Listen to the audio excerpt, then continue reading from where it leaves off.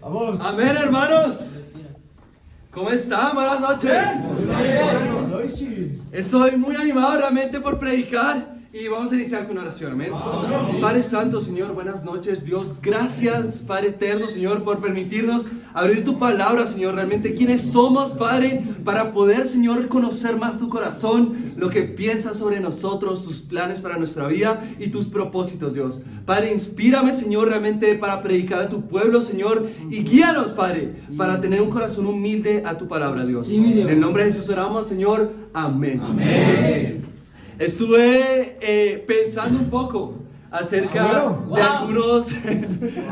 algunos miedos o temores con los que nosotros prácticamente todos venimos infundados de alguna manera, ¿saben?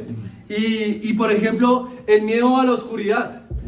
Cuando somos niños siempre, naturalmente, casi todos, por no decir todos, vamos a tener miedo a la oscuridad cuando estamos a solas. Y algunos incluso ya grandes continúan con ese miedo. Y entre muchas otras cosas. También, por ejemplo, cuando, no sé, el miedo al agua. Recuerdo muy bien cuando era niño, tenía muchísimo miedo al agua. Y hay una historia bien chistosa con esto que íbamos a salir, yo estudiaba en un colegio con subsidio, y una de las salidas era ir a Piscilago. Entonces yo, como no sabía nadar y le tenía miedo al agua, yo hice un complot para que todos los niños que no supieran nadar los empujáramos al agua. Y yo no sé por qué hice eso.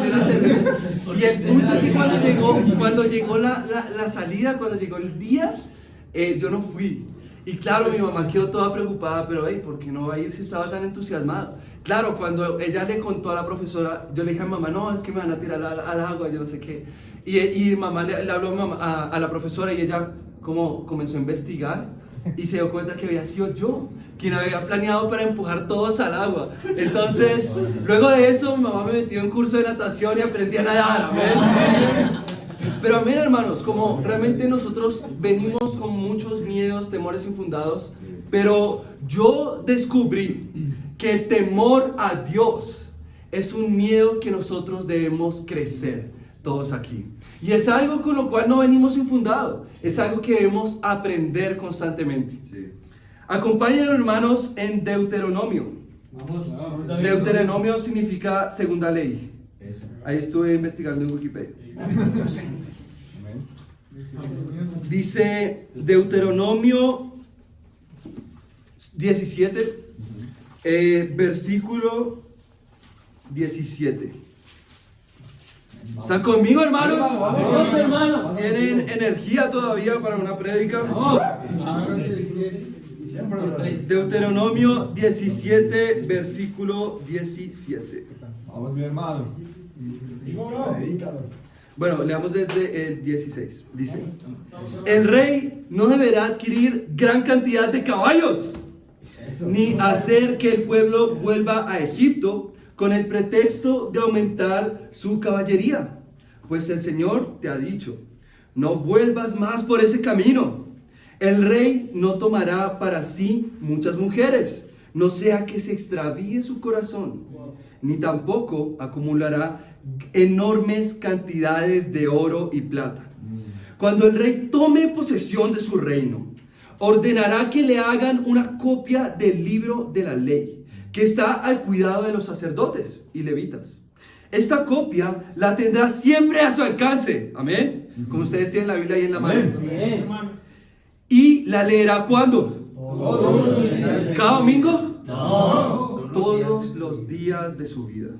Así aprenderá a temer al Señor su Dios. Cumplirá fielmente todas las palabras de esta ley y sus preceptos. ¿Con qué propósito? No se creerá superior a sus hermanos, ni se apartará de la ley en el más mínimo detalle, y junto con su descendencia reinará por mucho tiempo sobre Israel. Amén. Wow, qué pedazo de escritura, ¿no? Sí. Me encanta esta escritura y es tan clara. Porque, ¿qué hice en principio? el rey no debe volver a Egipto. Y todos aquí tenemos un Egipto, a decir verdad. Todos aquí realmente tenemos la experiencia de haber caído en impureza, en inmoralidad sexual, en mentira, en tantas cosas que nos esclavizaban en el mundo. Y cuando nosotros comenzamos a estudiar la Biblia, comenzamos ¿a qué? A conocer a Dios. Y en tu primer estudio bíblico te dijeron, mira, Dios no tiene planes de esclavitud. Dios no tiene planes de desesperanza. Dios tiene planes de bienestar. Amén. Y nosotros quedamos súper inspirados para orar, para buscar a Dios. Y es lo que me llama la atención. Que aquí lo que enseña la Biblia es que el rey no debe volver a Egipto. Pero volver a Egipto es algo que está innato en su corazón. Es algo que realmente lo llama constantemente. ¿Saben? Y yo sé que todos aquí hemos pasado por eso. Por realmente tener recuerdos de nuestra vida pasada. Recuerdos que son engañosos. Porque nos hacen sentir solamente la parte placentera. Solamente la parte dulce. Pero no el trago amargo que conlleva el pecado. Y todos hemos tenido esa clase de recuerdos y experiencias. Y a menudo, según a veces muy constante, a veces no tan constante, pero divagan en nuestra mente. ¿Y qué enseña la Biblia? Que no debes volver ahí. Porque está escrito, no volverás por ese camino. Y entre otras, muchas otras cosas. Pero el versículo 18 dice, cuando el rey tome posesión de su reino. ¿Y quién aquí ha visto la procesión o cuando, por ejemplo, termina el mandato de un presidente y comienza el del otro? A mí me gusta ver eso porque siempre salen muchos memes, ¿saben? Y especialmente en Colombia. Y es increíble porque son ceremonias bastante protocolarias. Y ellos invierten mucho dinero y pasan ahí por Señal Colombia. Ahí yo sé que nadie ve Señal Colombia. pero ¿entiendes? Y es algo, un protocolo, es realmente algo memorable. Y aquí dice, cuando el rey tome posesión de su reino, ordenará que le hagan una copia del libro de la ley. Y esa copia, hermanos, es, imaginen, el libro que ustedes tienen en sus manos. Vamos, David. Era realmente con el propósito de que los reyes se instruyeran con esto. Wow, predica, hermano. Ustedes tan solo piensen, ¿cuál es la educación que tiene el hijo del presidente de la República? ¿Cuál es la educación que tiene el hijo del presidente de los Estados Unidos? Es la mejor educación, indudablemente. Eso que ustedes tienen en sus manos es realmente la mejor educación. Es lo más valioso que tienen, que pueden atesorar en su vida. ¿Por qué? Porque era con lo que los reyes se instruían día tras día. Y aquí dice, le hará una copia del libro de la ley para tenerla a su alcance, ¿entienden? Y la leerá todos los días de su vida. ¿Por qué? Porque nosotros realmente lo que hacemos todos los días de nuestra vida, ¿qué es? Ustedes recuerdan también en un estudio bíblico en donde ustedes les enseñaron cuál es la diferencia entre una meta y un propósito. ¿Y cuál es la diferencia entre una meta y un propósito? ¿Alguien recuerda? Las metas se acaban, pero un propósito es para siempre. Exacto, gracias Sebastián puso cuidado en el estudio, amén. Vamos Sebas. Y bueno, realmente las metas tienen una llegada, ¿entiendes? Por eso se llama meta, ¿entiendes? Y las metas son algo que tú alcanzas, perseveras, alcanzas, pero no vuelves a conquistar esa misma meta. Eso es algo que constantemente va cambiando, ¿entienden? Pero un propósito, ¿qué? Un propósito es eterno, prevalece. ¿Y por qué la Biblia nos llama a realmente consultar la Biblia todos los días?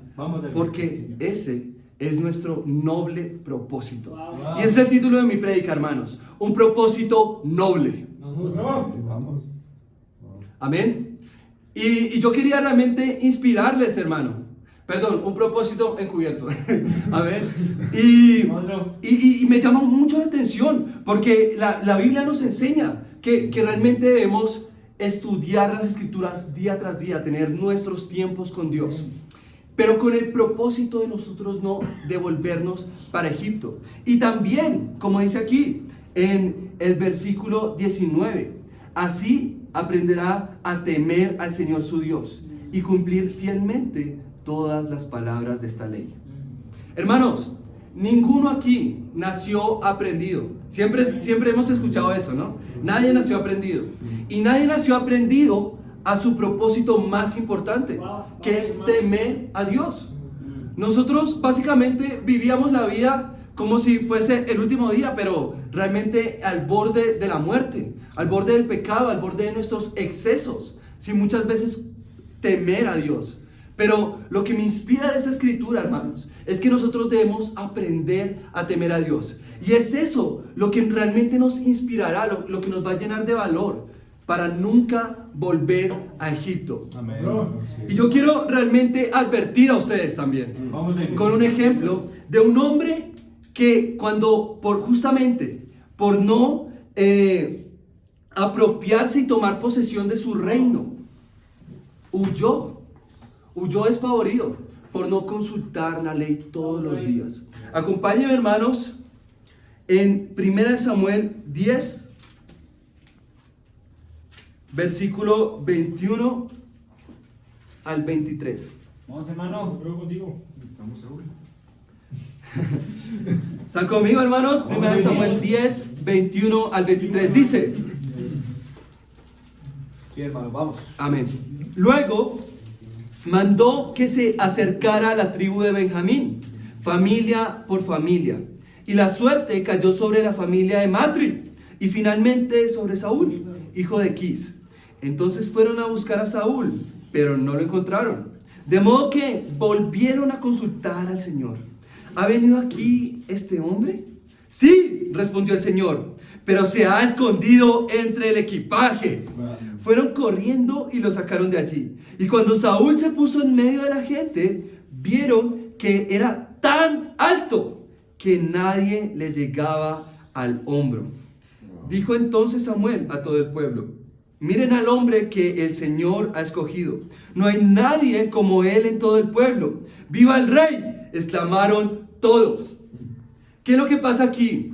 El pueblo estaba pidiendo un rey. El pueblo estaba, ¿sabes, Dios? Yo veo que Canaán tiene un rey, yo veo que los amonitas tienen un rey, yo quiero un rey. Y el Señor es como: mira, yo soy tu rey. No, yo quiero un rey alto, apuesto, fuerte. Y bueno, Dios cumple, ¿entiendes?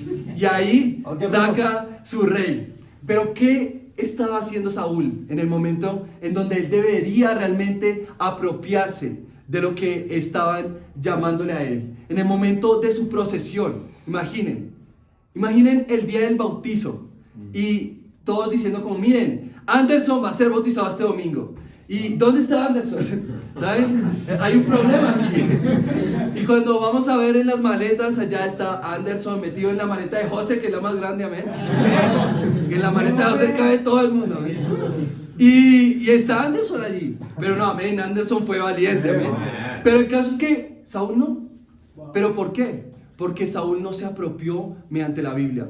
Y hermanos, todos aquí vamos a tener un momento en el que nos llame el Señor. Bien sea cuando vayamos a morir o cuando realmente nos llame para cumplir su propósito, para hacer más discípulos, para vivir la misión, ¿entienden? ¿Y qué vamos a hacer en ese momento? ¿Nosotros vamos a escondernos, vamos a estar escondidos o vamos realmente a estar firmes para llamarlo a ese propósito? ¿Vamos a estar con el temor a Dios a tope o vamos a estar encubiertos en las maletas? Hermano, de ti depende realmente crecer en el temor a Dios. De ti depende, hermano, realmente no esconderte y vivir una vida con propósito. ¿Pero cómo? Estudiando la Biblia, Sí, hermano, profundizando en ella vamos. día tras día. Y para Dios sea la gloria. Amén.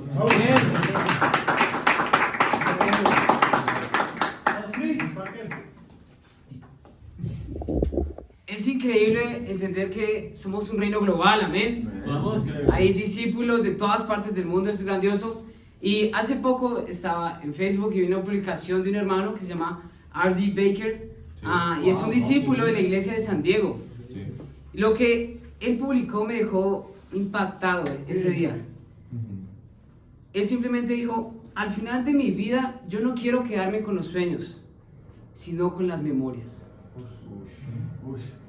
Esto me voló la cabeza. ¿Por qué? Porque como hombres tenemos un montón de sueños.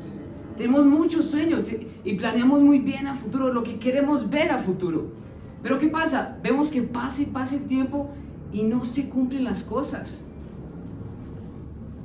Hermanos, yo lo que quiero al final de este año, lo que queremos realmente al final de este año, no es quedarnos con los mismos sueños con que iniciamos. Queremos quedarnos con ¿qué? Con los recuerdos. El título de la prédica es La clave para tornar el sueño en un recuerdo. La clave para tornar el sueño en un recuerdo. Vamos a Proverbios capítulo 13. Proverbios capítulo 13. La clave para tornar el sueño en un recuerdo. Bueno, digo, escucho. Proverbios capítulo 13, versículo 4. Vamos, Cris. Proverbios 13, 4 dice: El perezoso ambiciona y nada consigue. El diligente ve cumplidos sus deseos. Proverbios es un libro increíble, es un libro que me fascina mucho. ¿Por qué? Porque habla prácticamente de dos tipos de personas. Habla de los necios y de los sabios, del prudente, del insensato, del justo, del injusto, del humilde, del orgulloso. Habla de dos tipos de personas. Amén, vamos. ¿Y aquí de cuántas personas se está hablando? De dos. De dos, muy bien, hombres que cuentan, amén. Hay dos tipos de personas. Habla del perezoso y del diligente. El perezoso, ¿qué pasa? Codicia, anhela, sueña, ambiciona, pero nada consigue. En cambio, el diligente prospera en todo, ve cumplidos sus deseos. Este es un año de los milagros. Y en medio de hablar con hermanos, hay milagros hay hermanos que tienen muchos sueños, que quieren ver muchos milagros. Unos quieren comenzar a discipular, otros quieren comenzar a liderar charlas bíblicas. Vamos a ver. Es increíble. Otros quieren bautizar a su familia, otros quieren comenzar un noviazgo. Hueva. Esto sin duda demostraría que eso es un año de los milagros. Amén. Nosotros. Pero, Vamos a... ¿por qué el tiempo pasa y esas cosas no ocurren? Somos hombres perezosos. Alguien tiene que decirlo, somos hombres perezosos. Ok, Cristian, yo entiendo que somos hombres perezosos, pero ¿cómo lidiar con eso? Vamos a Hechos capítulo 6. Hechos capítulo 6.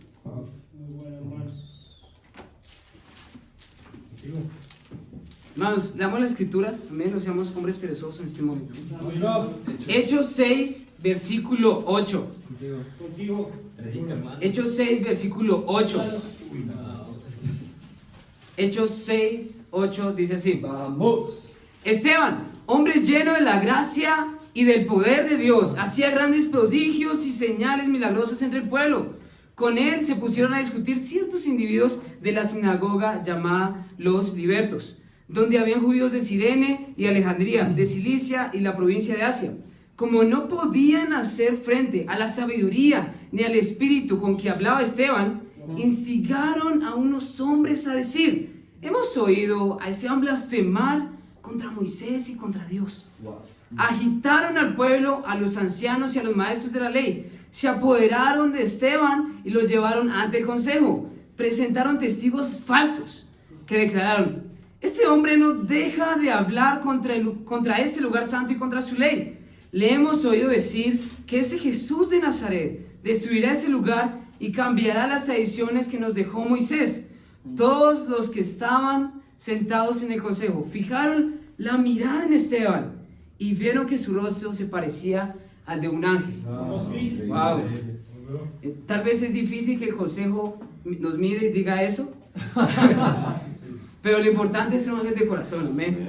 Que era agradar a Dios, amén. En el contexto, pocos años después de que la iglesia fue establecida, hubo un problema organizacional en la iglesia. Lo que pasa es que los apóstoles dijeron: vean, ustedes elijan a hombres llenos del espíritu, de sabiduría y de buena reputación. Lo que pasa es que comenzaron a elegir, amén. Los que fueron escogidos, entre varios de ellos, uno fue Esteban. ¿Cuál era el enfoque de Esteban? El mismo que el de la iglesia. O sea, expandir el reino de Dios. Llamar a más personas ¿a qué? A ver a Jesús como el Mesías. Eso refleja todo el libro de Hechos. Amén. Esteban comenzó a ¿qué? A hacer señales, milagros y prodigios entre el pueblo. Iba a la sinagoga, hablaba con varios judíos de varios lugares sobre Jesús. Increíble ese corazón de Esteban. Lo que pasó es que quienes discutían con él no podían hacerle frente a la sabiduría de Esteban, ni al poder con el que él hablaba. Se pusieron a llamar a falsos testigos. Y lo que pasa es que comenzaron a mentir. Vean, Esteban está haciendo cosas horribles. Esteban está hablando sobre este lugar y sobre su ley. Y después todos vieron que tenía razón. Eso fue lo que pasó. Y algo increíble de esta escritura, que es lo que quiero que entendamos en este momento, es que se abre una ventana a la vida de Esteban, a la cotidianidad de Esteban, a cómo era él. ¿Qué es lo que comienza? Esteban fue elegido por ser un hombre de buena reputación. Eso no es algo que se logra de un día para otro. Sí. Entre otros elegidos, entre muchos otros elegidos, que recibieron también un increíble don de Dios, ¿quién se destacó? Esteban. Esteban fue el que se destacó. Él comenzó a utilizar ese don de Dios diligentemente y llegar a muchas más personas. Él persistía en llevar el mensaje de que Jesús era el Mesías. Tanto así que estuvo en las sinagogas diligentemente. ¿Y qué pasó? Las personas que están ahí, los judíos, se opusieron a Esteban. Sí. Imagina tomarse el tiempo de buscar falsos testigos. Se opusieron a Esteban.